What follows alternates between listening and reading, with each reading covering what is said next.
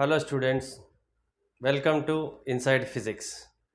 Today we are going to do some JEE mains problems which are from units and measurements. This first lesson in class 11. Here is the first one. The unit of thermal conductivity is. What is the unit of thermal conductivity? How do we get the unit? Means for a physical quantity, we need to get the unit if we know the mathematical relation or the formula for thermal conductivity. So, the thermal conductivity of any conductor is always given by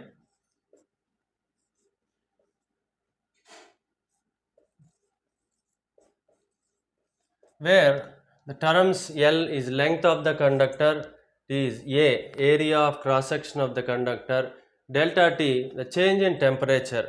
That means if you heat this conductor, the thermal conductivity is the amount of heat flowing through unit area of cross section per unit change in temperature.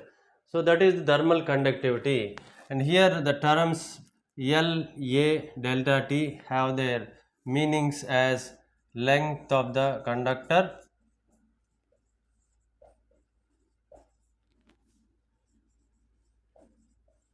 and A area of cross section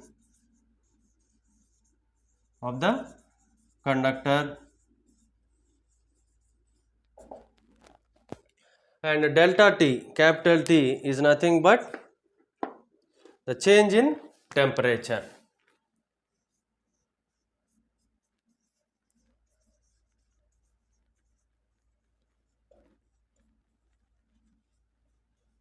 So dq by dt, this is the heat supplied in a time of dt. Dq is the heat supplied. According to thermodynamics first law, we know that the heat supplied to a system is utilized in two ways. That means the amount of heat utilized to change its internal energy and the work done by the system on its surroundings. So this is the relation. If you observe here, delta W work done can be written as delta Q minus delta U. Delta represents the change. So the total heat supplied is utilized in two parts here according to first law of thermodynamics. If the system is taken through a process such that the internal energy is not changing, that means delta U is equal to 0, then this equation will become delta W is equal to delta Q, where this is work done, this is the heat supplied. The rate of change of work done can be written in the form of rate of change of heat supplied. So this is nothing but power. Work done per unit time is called power. So here from this information we can get the units of thermal conductivity. L, the unit of length is meters, and the area of cross section is taken as meter square, and temperature is always measured in Kelvin, and dq by dt, here we consider it as power and the unit of power is watts. So from this the unit of thermal conductivity can be written as 1 meter can be cancelled here, and we know that watts per meter per Kelvin. So this can be written as watts per meter per Kelvin. So which is nothing but option C. This is how we can derive the unit of any physical quantity by writing the mathematical relation and thereby getting the units of that particular physical quantity.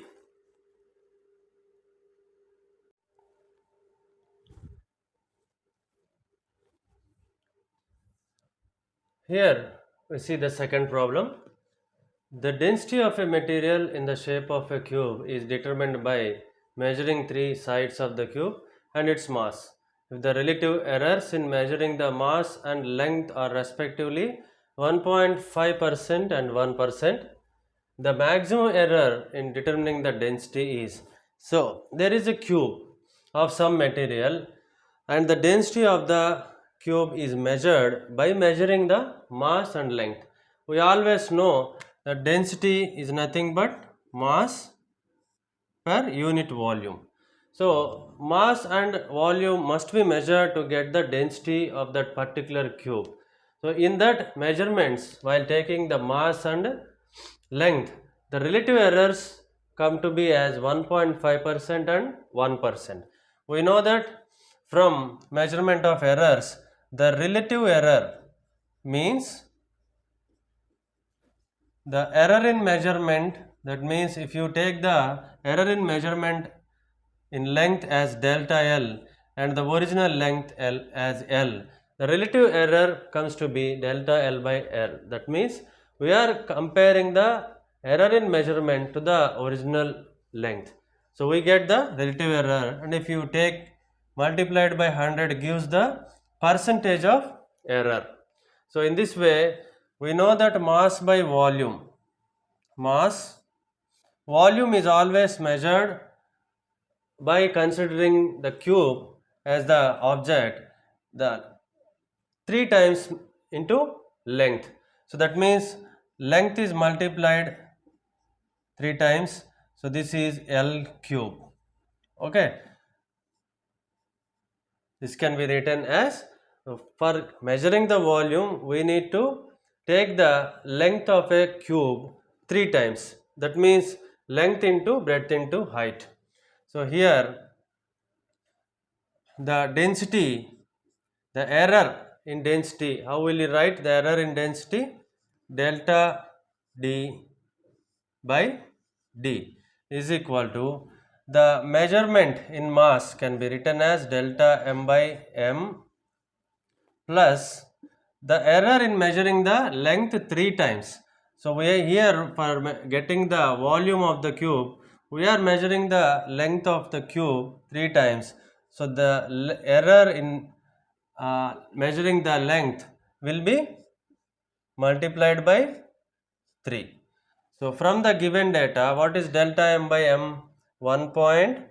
So for taking the percentage, we will take it as, this is the relative error, and if you want the percentage error, we must multiply this with 100 for each term.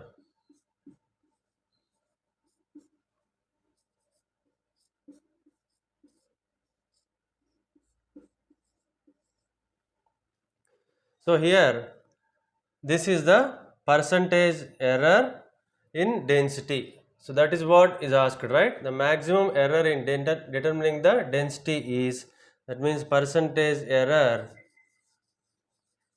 in density is equal to, this is given as 1.5%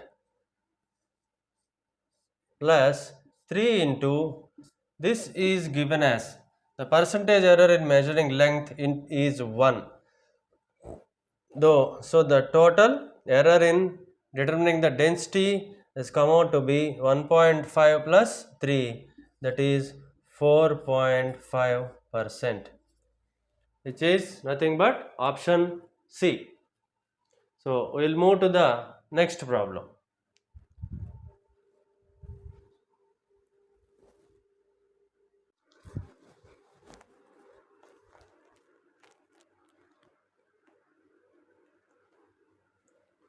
Here we see the third problem.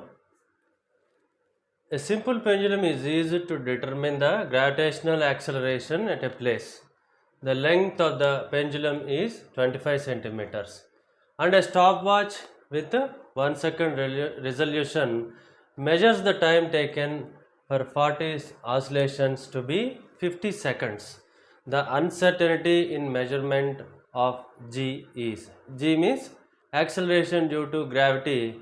Here it is termed as gravitational acceleration. Both are same. See, generally some experiments like a simple pendulum, which is oscillated taking a bob connected to a the length of this pendulum. See, it is connected with a wire or string of some considerable length.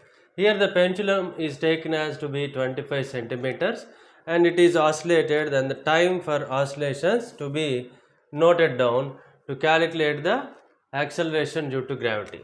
And we know the relation that time period of the oscillation is equal to 2 pi into root of L by G, where L is the length of the pendulum, G is acceleration due to gravity. Here we can take the terms to be squaring on both sides. This becomes 4 pi square into L by G. That implies G can be taken as 4 pi square L by T square, where T is the time period. Here the time period is given as 50 seconds for 40 oscillations. So how to get the uncertainty? So here we need to first understand the uncertainty in measuring the length of the pendulum. Pendulum length is 25 centimeters and you know the centimeters, 1 centimeter is calibrated as 10 divisions each with 1 mm. So the uncertainty, most probably the minimum uncertainty will be 0.1 centimeters. We may have an error with one division. So the minimum uncertainty is 0.1 centimeter and here the stopwatch is of 1 second resolution. So here also the uncertainty, if there is at all in measuring the time period, so the time taken for one oscillation or some particular number of oscillations can be, the minimum uncertainty can be 1 second. So with this data, that means this is delta L is 0.1 and delta T will be 1 second, the uncertainty. So the error that may occur while measuring the length and time period. Here the uncertainty in acceleration due to gravity can be written as into 100. This is percentage error in measuring the G value. Here 4 pi square, we keep it like that. This is a constant value and while measuring the length, the error will come to be delta L by L. So this is measured only one times and we have by T square. So that means T into T. Here the T is multiplied 2 times. So if we got an error in measuring time period, that is multiplied by 2. So plus 2 into delta T by T. So this is also must be multiplied with 100 because in options the uncertainty must be given in percentage error. So plus 2 into delta T by T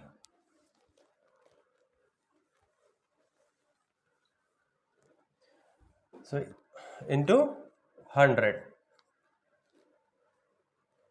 So here the percentage error or uncertainty in G is equal to this delta L, that means 0.1 by length of the pendulum 25 centimeters into 100 plus 2 into delta T. So delta T is nothing but, we already discussed about it, that is 1 second by the time period is 50 seconds into 100. So this will be coming as, we can write it as 0.1 by 25 plus 2 by 50 into 100. If this you substitute this, simplify this one, this will come to be as 4.4%. This is a simple mathematical simplification and you can do this. The option will come out to be 4.4%. That is the uncertainty in measuring the gravitational acceleration. So we will move to the next problem.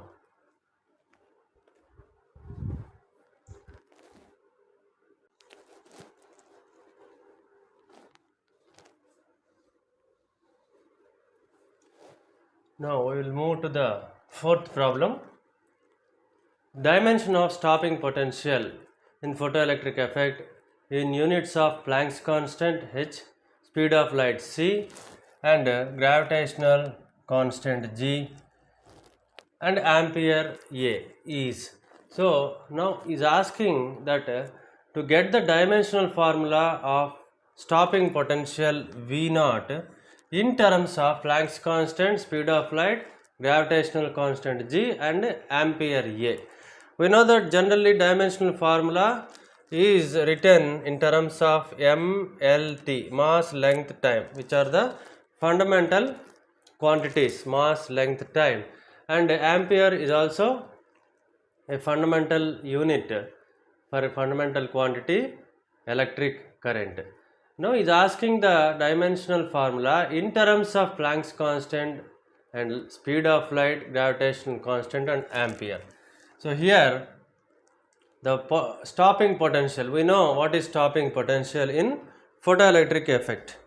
So to stop the photo current, we will increase the potential to the other plate so that at a particular potential the photo current will completely ceases. Then the potential at which the photo current is completely stopped is called stopping potential, that we will discuss in photoelectric effect. Now here we need to write the dimension formula of photoelectric, that stopping potential. So in terms of HCGA. So here we will write it as stopping potential is H to the power of A, C to the power of B, and G to the power of C, and ampere A to the power of D.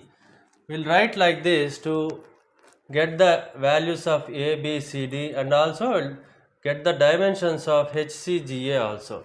We know that the electric stopping potential V naught is nothing but potential energy by charge. So potential energy per unit charge. This we can understand from photoelectric effect. So potential energy dimensional formula ml2t minus 2 by charge dimensions are ampere into time. So here mlt 2 minus 2. So here the dimensions will come to the numerator ml2 t minus 3 a to the power of minus 1. This is the dimension of stopping potential. So then what is Planck's constant? Energy by frequency. Energy with respect to frequency. So this is what Planck's constant is written about, and energy dimensions we already know, ml to t minus 2, frequency is nothing but t to the power of minus 1. So 1 by t, reciprocal of time period, is nothing but frequency. Here ml2 t minus 3. So if this is going to numerator, means it will become plus 1. We can write it as ml2 t minus 1. So Planck's constant becomes ml2 t minus 1 in terms of dimensions. The next one, speed of light, we already know speed is equal distance by time, that we can write it as Lt minus 1, L to the L into T to the power of minus 1. And the last one, gravitational constant, we know from the Newton's law of gravitation, that we know the formula F is equal to G m1 m2 by r square. This is the gravitational constant. So in terms of G, we can write it as force into mass into distance, into distance square by mass square. Okay, from this we can write the dimensions as force is nothing but m L T minus 2. Okay, force is nothing but ml T minus 2, and distance square is always L square by mass m square.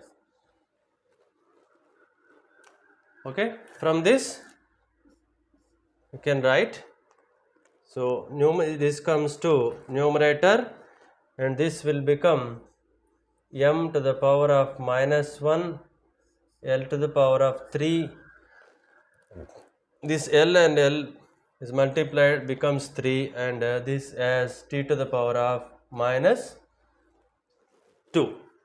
So we can write the dimension of gravitational constant m minus 1 L3 T minus 2. So this is what we got in terms of dimensions. Now ampere, we know that ampere is a fundamental unit and the dimension is nothing but A. Ampere dimension, we can write it as A. So if these dimensions are applied to this relation, we will get the ABCD values. Then we can finally get the stopping potential dimension in terms of Planck's constant, C, G and A. So how to get the values A, B, C, D? Just we need to substitute these dimensions in terms of this stopping potential, and these are also substituted. First, what is stopping potential? M L2 T minus 3 A minus 1 is equal to H. What is H? M L2 T minus 1 whole to the power of A. And what is C? L T minus 1 to the power of B. What is G? M minus 1 L3 T to the power of minus 2 to the power of C. And what is A? A is nothing but A only to the power of D. Okay, now I am removing these dimensions to go for further simplification. If you observe the MLTA values, see, you can get some equations in terms of A, B, C, D, and the relations can be simplified to get the values of A, B, C, D. You look at this, M, you opt for M and get the values in terms of A, B, C, D. Okay, here in the first term for mass, what we get? If you observe the mass, A minus C is equal to 1. This is the first equation. How did I get? Equate the powers of m on both sides, LHS and RHS. Here the power of m is 1. Here we can write it as 1. And here the power of m is a. Here the power of m is minus c. So equate all the powers of m on left hand side and right hand side. We will get the equation as a minus is equal to 1. Then equate the powers of length on both sides. So here if you observe, this is 2a and this plus b plus 3c is equal to the power 2, equation 2. And next for time, if you observe here, this is minus a minus b and plus 3c. You are getting the point, minus a minus b, and here it is minus 2c. Here L has become as 3.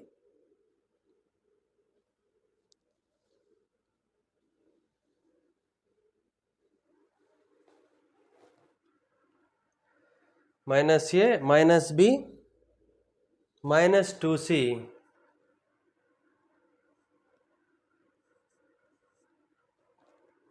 is equal to minus 3. Okay, we have taken for time. Then we go for a here. If you opt for a, the power of a, then we can directly write it as d is equal to 1. This is equation 4. Okay. So solving 1, 2, 3, 4, if you solve these equations one by one, you will get a is equal to 0, b is equal to 5, and solve them simultaneously. You get c is equal to minus 1 and d is equal to minus 1. So by solving the equations 1, 2, 3, 4, we will get a is equal to 0, b is equal to 5, c is equal to minus 1, d is equal to minus 1. Now we can easily write the dimensions of stopping potential in terms of HCGA. So what we can write with the help of these values, a is equal to 0, that means h to the power of 0, b is equal to 5, but c is equal to 5, and c is equal to minus 1, so g is equal to minus 1, and d is equal to minus 1, so a to the power of minus 1. So that is the dimension we got for stopping potential. So this we can put it in the box. So here you can mention in this fill in the blank, this is the answer. So we'll move to the next problem.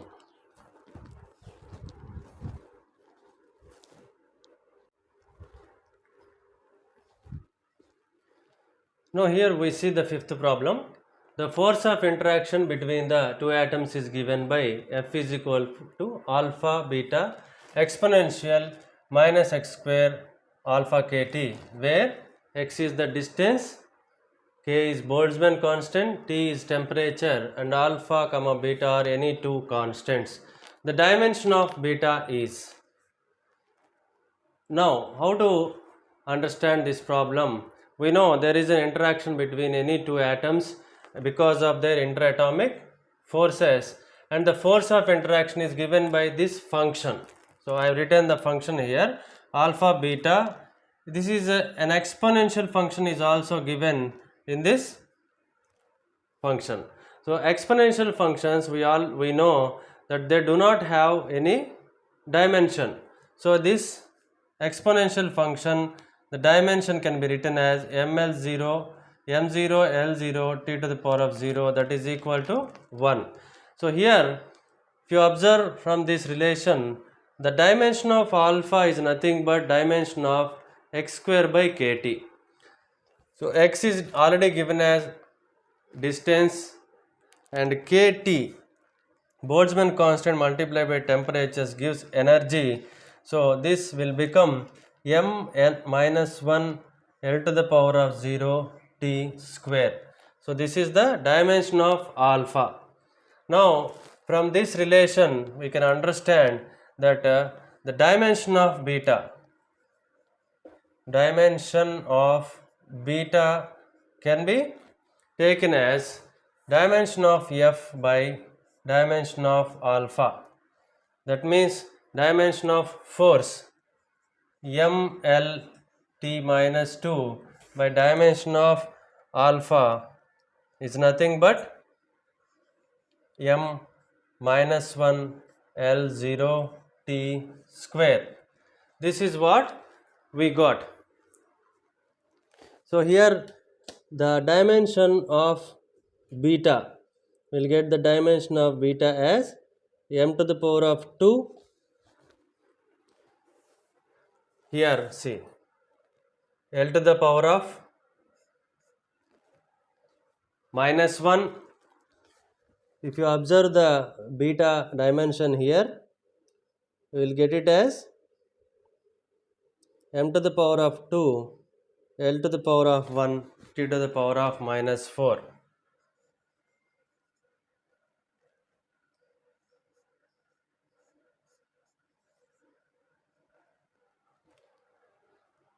This is dimension of beta, which is nothing but option C. So this is how we will get the dimensions of any quantity or any physical quantity by understanding the mathematical relation or their functions in terms of their functions. So here we will see some more problems in these units and measurements in the next video.